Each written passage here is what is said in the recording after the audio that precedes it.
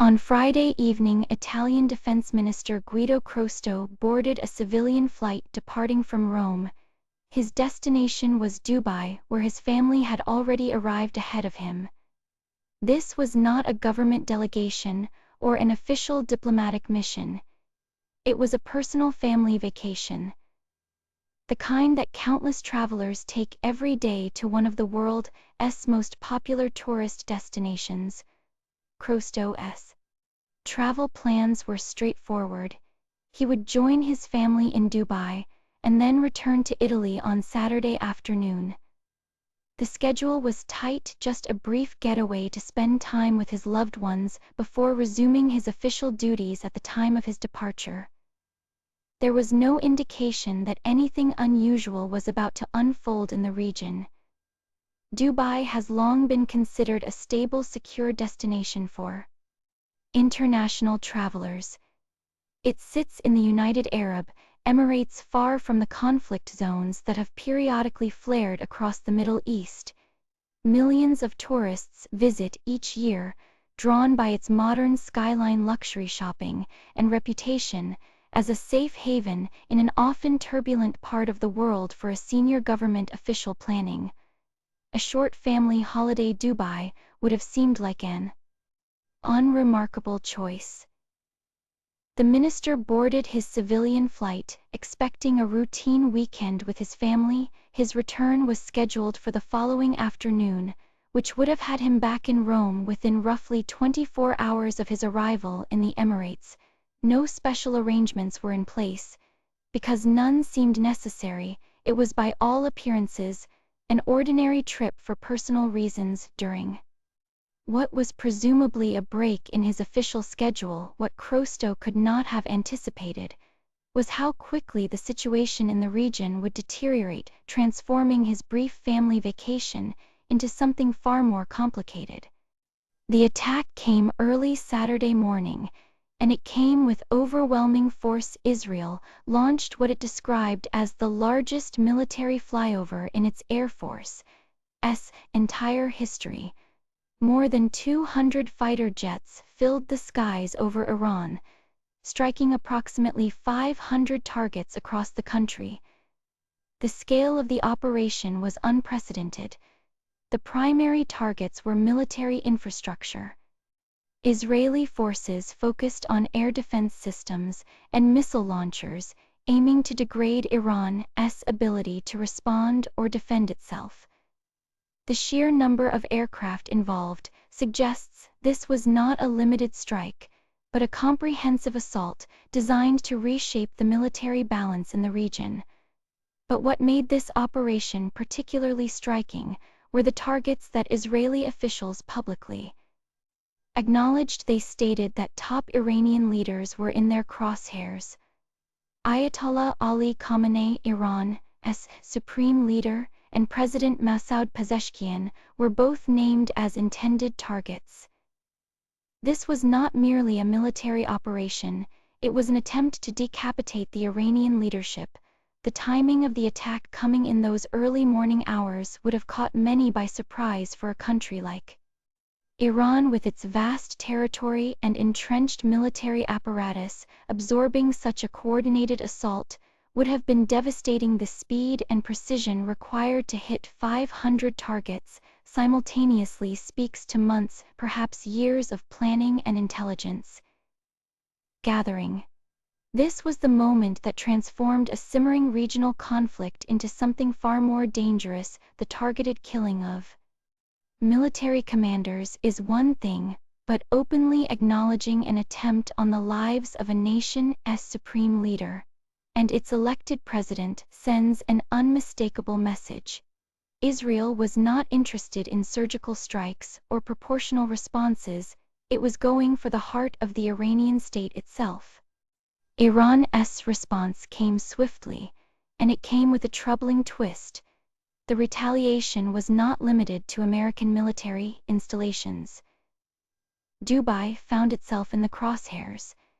Despite having no US military bases on its territory, the Emirate had nothing to do with the coordinated assault on Iranian soil.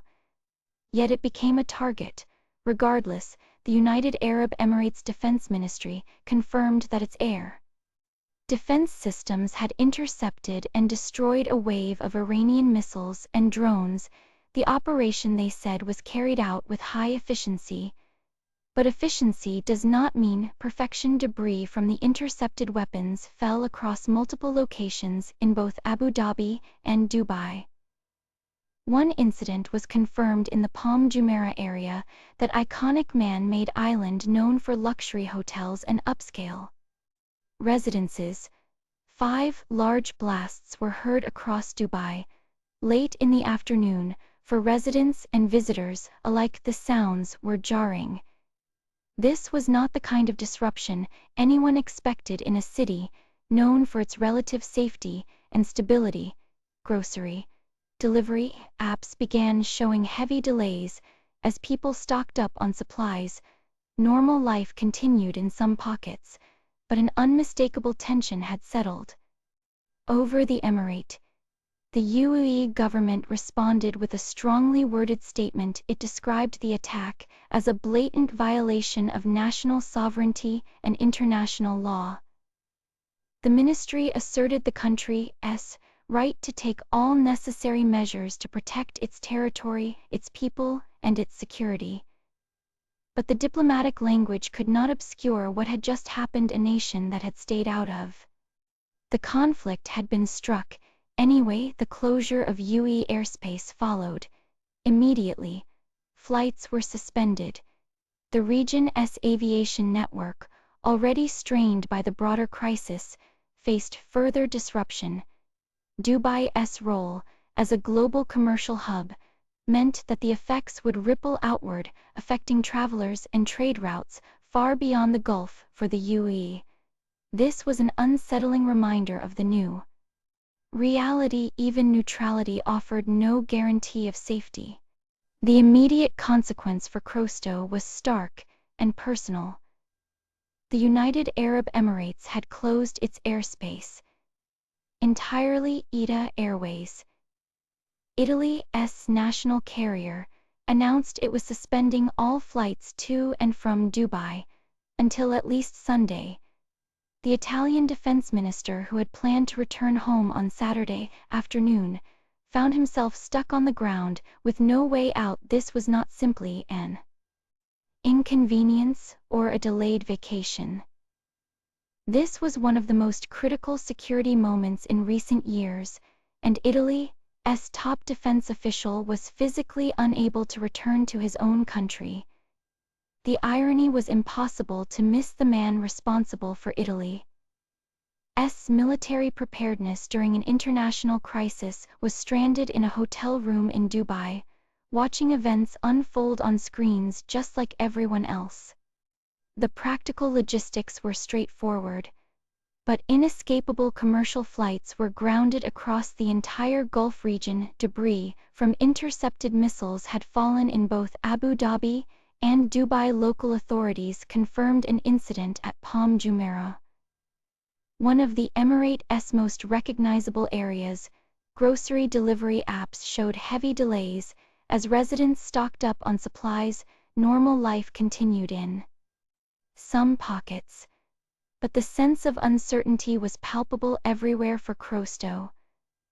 There was little to do but wait. He maintained contact with Rome, staying informed and providing whatever guidance he could from abroad. But the situation was difficult to explain. Opposition politicians quickly seized on the moment, questioning how the defense minister could be caught off guard in a region that was clearly becoming a target. Some called for his resignation. Eventually, the airspace reopened. Crosetto has since returned to Italy, and the immediate crisis passed.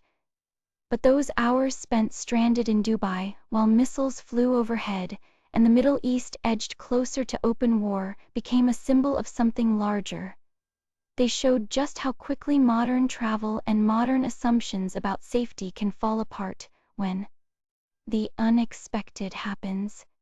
The political backlash in Rome was immediate and unforgiving. Giuseppe Conte, the leader of the Five-Star Movement, took to social media to demand the defense minister resignation. His argument was straightforward at a moment when international security faced one of its most serious challenges in years.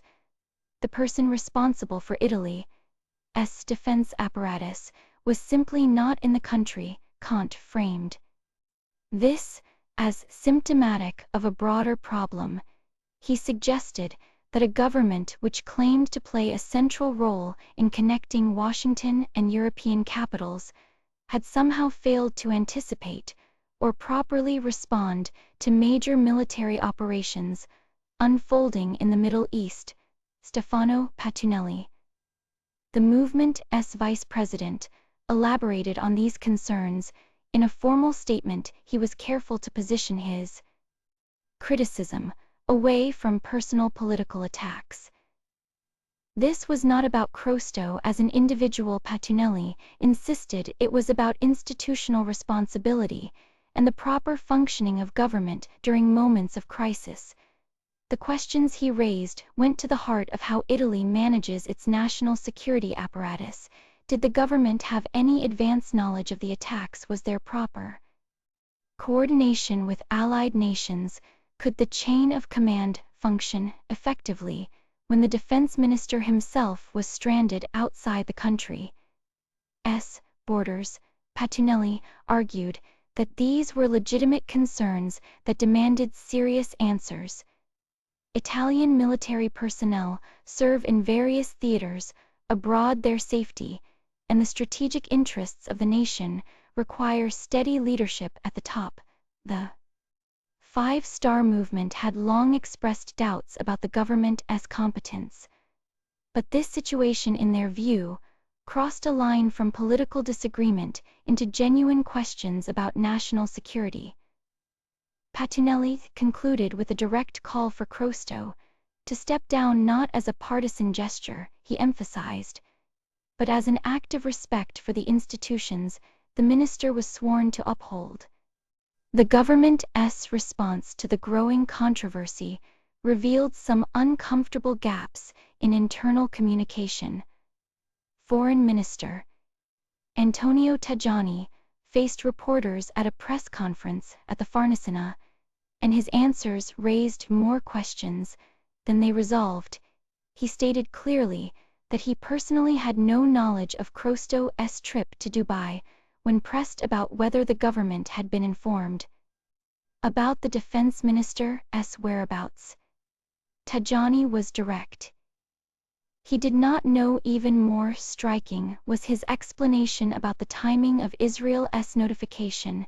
According to Tajani, Israeli officials only informed Italy after the attack on Iran was already underway. He had received a call early Saturday morning from Israeli Minister Sa'ar, by which point the operation was in progress. This meant Italy had no advance warning of one of the most significant military operations in recent memory. The revelation that Israel shared no intelligence beforehand about an attack of this scale was particularly awkward for an Italian government that had positioned itself as a key diplomatic bridge between the United States and Europe. If Israel was not sharing advance intelligence with Rome, it naturally raised questions about Italy's standing with its allies. But the criticism was not limited to the opposition within the broader conservative coalition. Voices emerged that were far from sympathetic. General Roberto Vannacci, the founder of Futuro Nazionale, posted a message that mixed mockery with pointed criticism. He wrote about saving soldier Crosetto, describing an operation to exfiltrate the minister. The irony was sharp. Here was the only defense minister, he suggested, who goes on vacation to a war zone without realizing it. Vannacci's commentary cut to the heart of the issue. The defense minister had traveled to a region that was about to become a theater of military operations, apparently unaware of what was coming. Whether this represented an intelligence failure or simply poor judgment, the image was difficult for the government to manage.